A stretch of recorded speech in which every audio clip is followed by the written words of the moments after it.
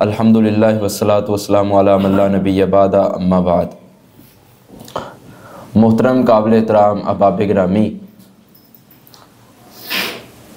آج ہم زکوٰۃ کے حوالے سے یہ ہماری گفتگو چل رہی ہے، تقریباً 2 کلاسیں ہو گئی ہیں، اور آج ہم گفتگو کریں گے کہ زکوٰۃ کن لوگوں پر فرض ہے اور کن لوگوں پر فرض نہیں ہے۔ آج اس موضوع کو سمیٹنے کی کوشش کریں گے چند منٹوں کے اندر۔ سب سے پہلے تو آپ سمجھیے کہ زکوٰۃ ہے ہی مسلمان پر فرض ہے، جو مسلمان ہے، غیر مسلم پر زکوٰۃ فرض نہیں ہے، کیونکہ اسلام کے جو احکامات ہیں وہ مسلمان پر ضروری احکامات لاگو ہوتے ہیں، نہ کہ غیر مسلم میں۔ اگر غیر مسلم ذمی اگر کوئی رہتا ہے پاکستان کے اندر تو اس کو وہ پڑتا ہے، ٹیکس دینا پڑتا ہے۔ اللہ کے رسول صلی اللہ علیہ وسلم میں انما صدقات للمسلمین، صحیح البخاری کے اندر روایت ہے کہ جو زکوٰۃ ہے، جو صدقہ ہے، وہ صرف مسلمانوں کے اوپر فرض ہے۔ پہلے تو آپ سمجھیے کہ مسلمان ہونا شرط ہے، زکوٰۃ اگر آپ نے ادا کرنی ہے تو مسلمان ہونا شرط ہے۔ اس کے بعد عاقل اور بالغ ہونا یہ بھی شرط ہے۔ جو بندہ اس کی ایک عقل ہے، عقل کام ہی نہیں کرتی تو وہ کس طرح اپنے مال کی زکوٰۃ ادا کرے گا؟ اس کو پتہ ہی نہیں کہ میرا مال کیا زکوٰۃ کے نصاب کو پہنچ چکا ہے۔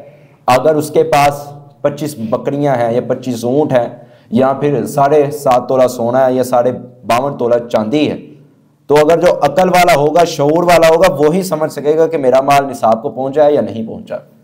کیونکہ رسول مکرم صلی اللہ علیہ وسلم کی حدیث ہے، رفع القلم عن ثلاث، اللہ نے 3 بندوں سے قلم کو اٹھا لیا، یعنی 3 بندوں کا نہ تو ثواب لکھا جاتا ہے اور نہ ہی گناہ لکھا جاتا ہے۔ پہلا ہے پاگل، جس کو عقل ہی نہیں ہے، شعور ہی نہیں ہے، وہ جو مرضی کام کرے، نہ اس کا گناہ لکھا جاتا ہے نہ اس کا ثواب لکھا جاتا ہے، کیونکہ اس کے اوپر شریعت کے احکامات لاگو ہی نہیں ہوتے۔ وہ پاگل ہے، وہ مجنون ہے۔ اللہ کے رسول صلی اللہ علیہ وسلم نے میں عاقل اور بالغ ہونا شرط ہے زکوٰۃ ادا کرنے کے لیے، اور اسی کے ساتھ ساتھ بالغ ہے۔ اب ایک چھوٹا سا بچہ ہے، وہ تو ابھی خود مختار ہی نہیں ہوا، اس کے پاس ابھی خود اپنا مال ہی نہیں آیا، تو وہ کیسے زکوٰۃ ادا کرے گا؟ اس لیے بلوغت بھی، زکوٰۃ ادا کرنے میں بلوغت بھی شرط ہے۔ جس طرح عاقل ہونا شرط ہے، جس طرح مسلمان ہونا شرط ہے، اسی طرح بالغ ہونے کی بھی شرط ہے اگر آپ نے زکوٰۃ اپنے مال کی ادا کرنی ہے۔ اس کے بعد تیسری چیز یہ ہے کہ مال اتنا ہو کہ نصاب کو پہنچ جائے۔ اب ہم نے حساب لگانا ہے، کیا ہم جو کاروبار کرتے ہیں کاروبار کا حساب لگایا جائے گا کہ ہمارے کاروبار کے اندر کتنا مال اور اس کے اوپر کتنی زکوٰۃ بنتی ہے۔ مثال کے طور پر اگر انسان کے پاس 7.5 تولہ سونا ہے، سال گزر گیا ہے، اب سال گزرنے کے بعد 7.5 تولہ سونا اس کے پاس موجود ہے، تو اللہ کے رسول فرماتے ہیں اس 7.5 تولہ سونے میں 2.5% زکوٰۃ بنے گی۔ کتنی؟ 2.5%۔ اسی کے ساتھ ساتھ سونا اگر کسی کے پاس موجود نہیں ہے، اس کے برعکس چاندی موجود ہے، تو اللہ کے رسول فرماتے ہیں 52.5 تولہ چاندی اگر کسی مسلمان کے پاس موجود ہے اور اس چاندی کے اوپر، مال کے اوپر سال گزر گیا ہے، تو پھر اس کے اوپر بھی 2.5% زکوٰۃ بنے گی۔ اسی کے اندر جو ہمارے یار معاشرے کے اندر معاملہ ایک چلتا ہے کہ کرنسی، ایک ہے کرنسی کا معاملہ بھی اسی طرح ہی ہے۔ اگر کسی کے پاس اتنے پیسے موجود ہیں کہ جو اس کی مقدار تک پہنچتے ہیں، سونے کی مقدار تک، اس کے پاس نہ تو سونا ہے نہ اس کے پاس چاندی ہے، مگر اس کے پاس کرنسی موجود ہے، اگر اس کی کرنسی 7.5 تولہ سونے پر پہنچ جاتی ہے، اس کی قیمت کو پہنچ جاتی ہے، تو پھر بھی اس پہ زکوٰۃ فرض ہے۔ اگر سونے کو نہیں پہنچتی، چاندی کو پہنچ جاتی ہے، تو پھر بھی اس کے اوپر زکوٰۃ فرض ہے۔ یہی حساب مال اور کاروبار کا ہے، یعنی جس انسان کے پاس بھینسیں ہیں، گائیں ہیں، اونٹ ہیں، اس کے اندر بھی اللہ کے رسول نے کچھ مثالیں بیان کی ہیں۔ رسول مکرم صلی اللہ علیہ وسلم نے فرمایا کہ جس کے پاس 25 اونٹ ہیں، کتنے اونٹ ہیں؟ 25 کے اوپر ایک بکری زکوٰۃ بنتی ہے، 25 کے اوپر۔ اور اسی کے متعلق اب 25 سے لے کے 35 تک اس کے اوپر ایک بنت مخاض ہے، اور بنت مخاض اونٹنی وہ ہوتی ہے کہ جو 1 سال مکمل ہو اور دوسرے میں داخل ہو، یہ حاملہ اونٹنی کا ایک آگے یہ بچہ ہوتا ہے۔ اسی طرح اللہ کے رسول صلی اللہ علیہ وسلم فرماتے ہیں کہ مال پر 1 سال گزر جانا یہ شرط ہے۔ اب اگر کوئی انسان ہے سال ابھی گزرا نہیں ہے، اس کے پاس مال موجود ہے، سونا چاندی یا اس کے برعکس کرنسی موجود ہے، اب وہ کیا کرے گا؟ سال گزرنے پر زکوٰۃ دے گا یا سال سے پہلے بھی زکوٰۃ دے سکتا ہے؟ یہ بھی بڑا اہم مسئلہ ہے۔ حضرت عباس رضی اللہ تعالیٰ عنہ جو رسول اللہ صلی اللہ علیہ وسلم کے چچا ہیں، وہ آئے اور آگے کہتے ہیں اللہ کے رسول، جو میرا مال ہے وہ نصاب تو پہنچ گیا مگر ابھی سال نہیں گزرا، تو کیا میں سال سے پہلے اپنے مال کی زکوٰۃ ادا کر سکتا ہوں یا نہیں کر سکتا؟ تو حدیث میں آتا ہے فَرُخِّصَ لَهُمَا بِهَا ذَلِكَ، تو نبی علیہ الصلوۃ والسلام نے ان کو رخصت دے دی کہ آپ اپنی زکوٰۃ سال سے پہلے بھی ادا کر سکتے ہیں، کوئی اس میں حرج نہیں ہے۔ اب آگے ایک اور سوال پیدا ہوتا ہے کہ جو پلاٹ ہے، یہ جو لوگ پلاٹ خریدتے ہیں، اس کے اوپر زکوٰۃ کا کیا حکم ہے؟ تو اس کی دو اقسام ہیں۔ پہلی قسم تو یہ ہے کہ جو پلاٹ آپ خریدتے ہیں اپنی رہائش کے لیے، رہنے کے لیے، اگر آپ نے کوئی پلاٹ لیا ہے تو اس پلاٹ کے اوپر زکوٰۃ واجب فرض نہیں ہے۔ اگر آپ نے پلاٹ اس وجہ سے خریدا ہے، خرید و فروخت کے لیے اور اپنے کاروباری سلسلے کے لیے، تو پھر آپ کو سال گزرنے کے بعد اس کی موجودہ قیمت کا لحاظ رکھتے ہوئے اس پہ زکوٰۃ 2.5% ادا کرنا ضروری ہے۔ رسول مکرم صلی اللہ علیہ وسلم نے فرمایا لا زکوٰۃ فی المال حتی یحول علیہ الحول، سال گزر جائے تو پھر زکوٰۃ دو۔ اگر اتنا مال ہے کہ ابھی سال گزرا بھی نہیں تو نصاب کو پہنچ گیا مال، تو آپ پہلے بھی زکوٰۃ دے سکتے ہیں، اس میں کوئی حرج نہیں ہے۔ اسی طرح غیر مسلم کے اوپر زکوٰۃ، جس طرح میں نے پہلے ذکر کر دیا، نہیں ہے۔ فقیر اور مسکین بھی زکوٰۃ ادا نہیں کرے گا، اس پہ فرض نہیں ہے، بلکہ اس کو دی جائے گی، کیونکہ سورۃ توبہ کے اندر آیت نمبر 60 کے اندر اللہ تبارک و تعالیٰ نے واضح فرما دیا ہے انما الصدقات للفقراء والمساکین، صدقات اور زکوٰۃ کے جو حقدار ہیں، پہلا تو فقیر ہے۔ فقیر بندہ کون ہوتا ہے؟ پہلے اس کو بھی سمجھیے۔ فقیر بندہ وہ ہوتا ہے کہ جس کے ذرائع آمدن کوئی نہ ہو، کہ جس کی ذریعے آمدن کوئی نہ ہو، وہ فقیر ہوتا ہے۔ مسکین کے اندر فرق جانیے، فقیر اور مسکین کے اندر۔ مسکین وہ ہوتا ہے کہ جس کی ذرائع آمدن تو ہو مگر اس کی ذرائع آمدن سے زیادہ اس کے اخراجات ہوں جو اس کی ذرائع آمدن سے پورے نہ ہوتے ہوں، اس کو مسکین کہتے ہیں۔ اور فقیر ہمارے معاشرے میں مانگنے والے کو بھی کہتے ہیں۔ جو مسکین ہوتا ہے وہ خوددار بندہ ہوتا ہے، مسکین کسی سے سوال نہیں کرتا۔ اس لیے اللہ کے رسول صلی اللہ علیہ وسلم نے اور قرآن مجید نے اس بات کے دلیل کو واضح فرمایا، اس بات کو کہ صدقات فقراء کو بھی دی جائے گی اور مساکین کو بھی دی جائے گی۔ اب سوال پیدا ہوتا ہے کہ غیر جو مسلم ہیں وہ خود تو زکوٰۃ نہیں دیں گے، کیا ہم ان کو زکوٰۃ دے سکتے ہیں یا نہیں؟ یہ بھی بڑا امپورٹنٹ سوال ہے۔ تو آپ غیر مسلم کو زکوٰۃ دے سکتے ہیں، کیونکہ قرآن مجید کے اندر سورۃ التوبہ آیت نمبر 60 کے اندر اللہ تبارک و تعالیٰ نے فرمایا ہے کہ تلیف قلبی کے لیے آپ غیر مسلموں کو زکوٰۃ دے سکتے ہیں۔ تلیف قلبی کیا ہوتی ہے؟ جو کافر ہوتے ہیں، کافروں کی بھی آگے دو قسمیں ہیں۔ ایک کافر ہوتے ہیں دشمن، ایک ہوتے ہیں غیر دشمن۔ جو غیر دشمن کفار ہیں آپ ان کو زکوٰۃ دے سکتے ہیں صرف ایک صورت میں، اگر آپ کو پتہ ہے کہ وہ ہماری زکوٰۃ کی وجہ سے شاید اسلام کی طرف مائل ہو جائیں، اسلام کی طرف آ جائیں، تو اس وجہ سے آپ ان کو زکوٰۃ ادا کر سکتے ہیں، زکوٰۃ دے سکتے ہیں۔ اس لیے رسول اللہ صلی اللہ علیہ وسلم نے فرمایا کہ جو قرض دار ہے، قرض دار کے اوپر بھی زکوٰۃ فرض نہیں ہے، فرض ہے مگر تب جب وہ اپنا قرض ادا کرے۔ رسول مکرم سے سوال کیا گیا کہ اللہ کے رسول میرے اوپر قرضہ بہت زیادہ ہے، سال بھی گزر گیا ہے، تو کیا میں اپنے مال کی زکوٰۃ دوں یا پہلے قرضہ ادا کروں؟ اللہ کے رسول نے فرمایا سب سے پہلے تم اپنے قرضہ ادا کرو، قرضہ ادا کرنے کے بعد تم اپنے مال کی زکوٰۃ دو گے۔ یہ نہیں ہونا چاہیے کہ پہلے زکوٰۃ دے دی اور جو قرض خوار ہیں، جن کو آپ نے قرض دینا ہے، وہ آپ کے دروازے پہ کھڑے ہیں، ان کا آپ حق نہیں دے رہے جو ضروری ہے پہلے، اور آپ زکوٰۃ ادا کری جا رہے ہیں۔ تو شریعت کہتی ہے کہ سب سے پہلے جو مقدم حق ہے وہ یہ ہے کہ آپ قرض داروں کو زکوٰۃ دیں گے، قرض داروں کو ان کے قرض واپس کریں گے۔ اسی طرح رسول مکرم صلی اللہ علیہ وسلم نے فرمایا استعمال کی اشیاء جو ہوتی ہیں نا بھائیو، استعمال کی اشیاء کے اوپر زکوٰۃ واجب نہیں ہے۔ مثال کے طور پر ہمارے گھر میں جو برتن پڑے ہیں ان پہ نہیں ہے زکوٰۃ، کیونکہ وہ استعمال کی چیزیں ہیں۔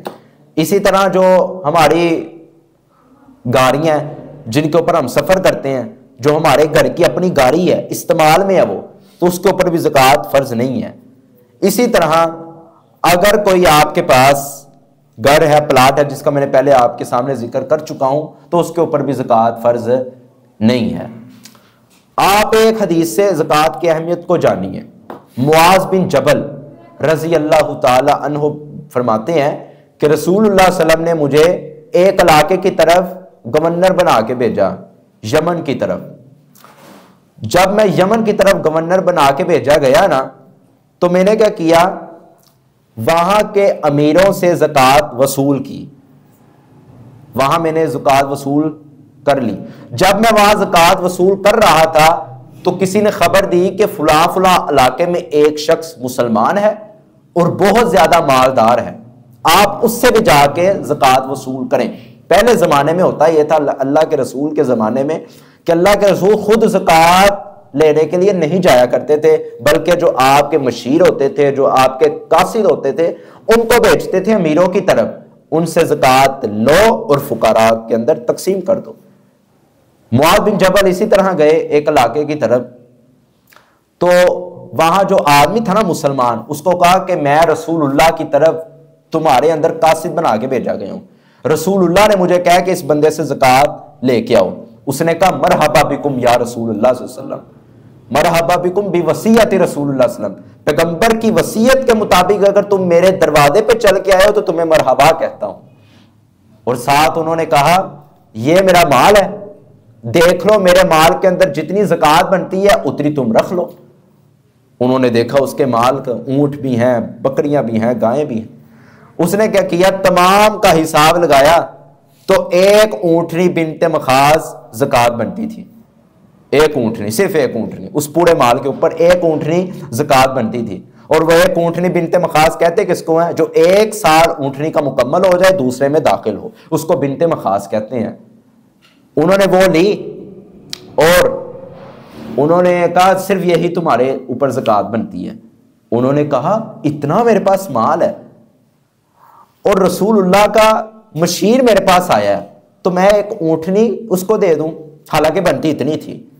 تو انہوں نے کہا اس طرح کرو، یہ جو حکہ ہے نا، حکہ اونٹ کہا جاتا ہے جو 3 سال مکمل ہو اور چوتھے میں داخل ہو، جو بڑا جوان ہو، اس کو حکہ اونٹ کہا جاتا ہے۔